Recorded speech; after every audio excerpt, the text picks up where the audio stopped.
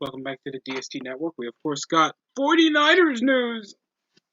Dun, dun, dun. We have re-signed a 40 million dollar contract deal over to Mike Gesicki, a fullback for the 49ers, one of the best in his position. And then Trent Williams, one of our old linemen, with a historical contract that reached over 6 years, $139.6 million. He is the highest paid NFL offensive lineman in history. Oh god. Also, we signed Alex Mack for extensive line depth because if you didn't see, Beathard gets sacked a lot, or Garoppolo struggled to keep his cool over in the pocket until he got injured. And to extensify, it's already like a shoddy. It's big whenever you get a big deal over for a skills player because there's high there's high chances that he would be staying and he's going to be a featured person on your lineup. Plus, more money comes over his value and extensifies our value of our merchandising and ticket sales. So, of course, the skills player is more eligible to get a high contract than possibly one of the more important positions in football, like the offensive lineman, the D line, even the kicker. It's that bad. It gets that big over in the NFL. And the offensive line is the most important part of the offense because how else is he supposed to make sure the running back gets up for a big run, or the quarterback can have enough time to throw? So it's really essential. If Trent Williams can keep up his composure and keep over his deal, or unless it can be like Pat Mahomes worthy, that I'm sure it's not because no $10 million 10-year contract is going to be that big. Over for Trent Williams worth 6. It's gonna be really questionable what's gonna happen later in his career because we don't know how long Trent Williams is going to be over this team. We also have discussions over Emmanuel Mosley. Also, Chicago Bears just signed a 1-year contract over for Andy Dalton. Also for the Washington football team. Yes, they still even never a season literally passed, and they still weren't able to find a good name. Even though there's so many that could at least still relate to Native Americans if they're still trying to play that card, or at least something relying over, patriotic because it's Washington. I don't get it. It shouldn't be that hard. Like, you could have just named yourself the Washington Legion. That could have been more profitable than whatever the hell a football team. Oh, I'm saying, what is the football team? No, it's literally called a football team. Oh, you see the confusion? It's weird. I don't know. I'm not that big over it because I don't want to, waste the cap over an old lineman that's possibly going to fizzle out over a couple seasons and a half, unless he's Joe Thomas worthy. But yeah, let's see how this goes. I've seen some decent tape over with Trent Williams. He can move over the pass blocking decently, but I'm just questionable over the recent signings the 49ers make. And I don't know if they're even in the buying strategy after they literally were a contender for a Super Bowl like 2 years prior. I'm a bit, you know, let's say indecisive or low on expectations over what's going to happen over the NFL season. Because we have one of the highest paid O linemen, but that's not always the shadow of the doubt, or at least what we should get from our team. Oh, God. So day 3, AJ Green signs. Oh God, a deal with the Cardinals worth $8 million for AJ Green. I understand he's been injured, but AJ, no, that can't be real. That can't be real. That can't be real. Did the Bengals just let AJ Green walk for $8 million? No. I know AJ needed to get the hell out of there. He's in the Cardinals. Oh my god, I don't even know if this needs a separate video. A 1-year deal over a multi all pro? Oh god. For 8 mil? Now Ryan Fitzpatrick, that's like I don't even know if that's a steal because that's 10 mil for for a season worth over a rebuilding Washington team that was in the wild card round in a disgusting NFC East. And Fitzpatrick had like a 5 and like at least a 5-3 or 5-2 record when he was in Miami until they wanted to still make sure that they could still get their profit over with Tua Tagovailoa. So you can say what Miami did was pretty scuffed for Ryan, but at least it looks like over the Dwayne Haskins fiasco, I can see why they want to sign a guy like Ryan Fitzpatrick that out of most of the veteran QBs, he at least showed that he could still produce in a decent level with young receivers like what they have in Miami. And now they can do the same thing come Washington, so I understand this. But by God, DeAndre Hopkins and AJ Green, that's gonna be scary. I mean, sure, he's not the most essential big threat, and I don't think AJ Green got to play for the Bengals until week 10. And he's been notable over the getting in fights, but still, his size, his he still has good route running ability. I would keep him on a landslide, but for a guy like that for 8 mil, that's possibly a big play. Oh my goodness. Oh god. Also, Alex Mack is now a 49er. Former center over for the Atlanta Falcons, now we got him. Don't know still what Philly's gonna do. I don't know what Philly's gonna do over. I know they're still stuck over with Trent with Jalen Hurts.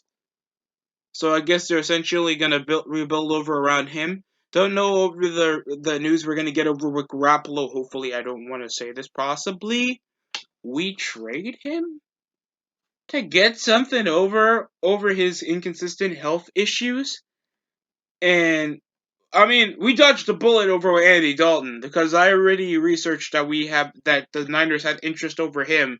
Hopefully, for a second string deal that they can put him in a veteran offer after what he performed over in Dallas.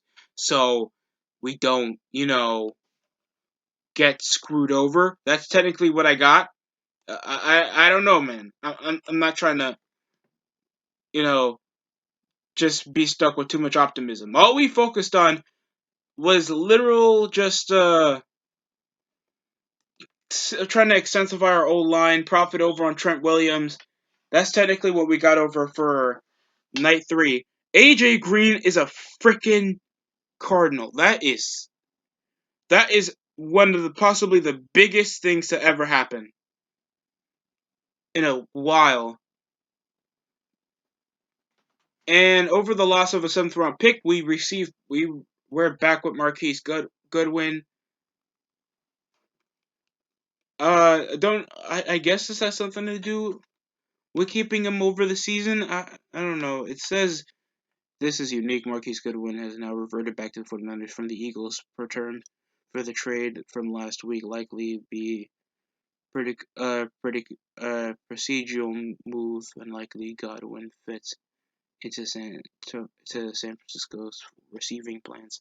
Well, he's one of the better ones we have, and we can't just have just good running back depth with no decent receiver. I wish we can try to get Godwin, but that's going to be tough over them just winning a Super Bowl and just trying to stick over with a unit. I think we can trade away for another decent receiver over Garoppolo with a mid-round pick and try to revert over to get Deshaun Watson the hell out of Houston to get him. That would be one of the biggest things to ever happen because the only interest that I see that he wants to play for either the Niners or Denver, but we have more running threats. We have more synergy with running depth. We have a more extensive O line, and unlike Houston or Broncos, we don't have a history of bad O linemen over our history. We still have a better head coach. We don't have front office issues like we did back from 2016.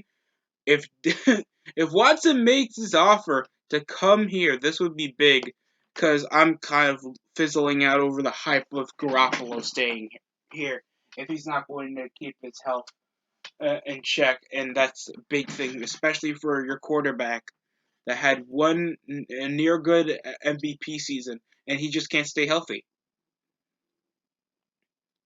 And getting Alex Mack and re-signing Trent Williams and keeping Marquise Goodwin, even though I feel like he's going to be gone in the second half of the season, it's big.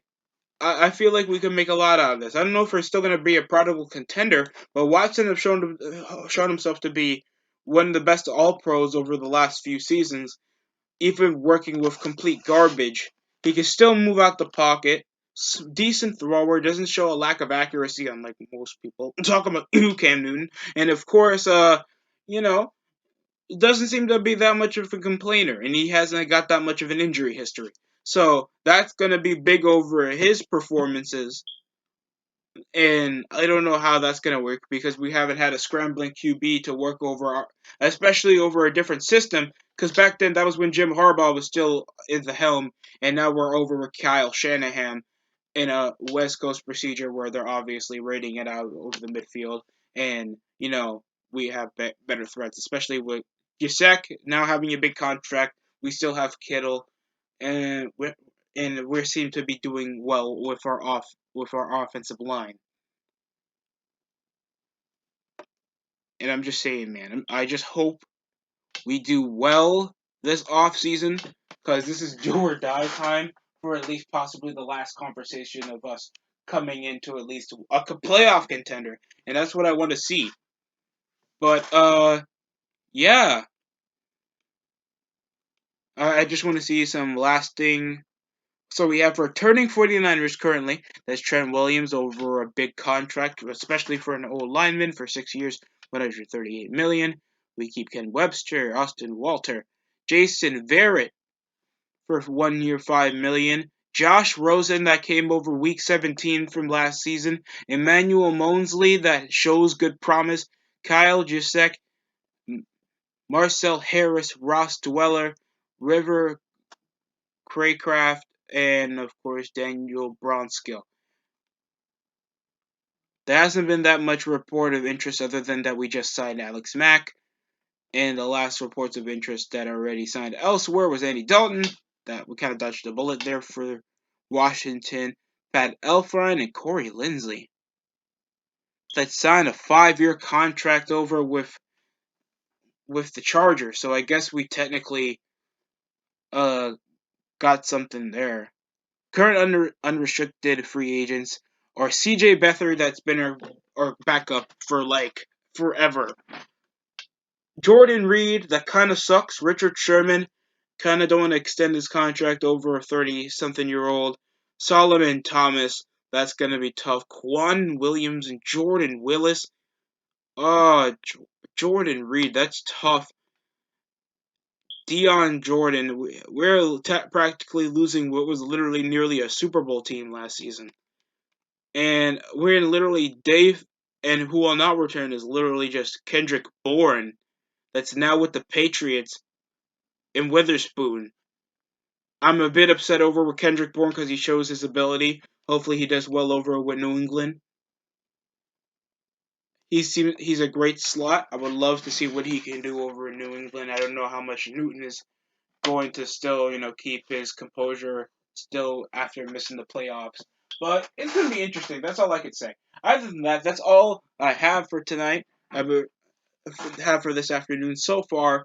AJ Green, Trent Williams, big signees. Don't know what the Niners are going to do, but hopefully we pick up some big trades over the rest of the offseason as well and on the up and coming draft. But yeah, that's it for me.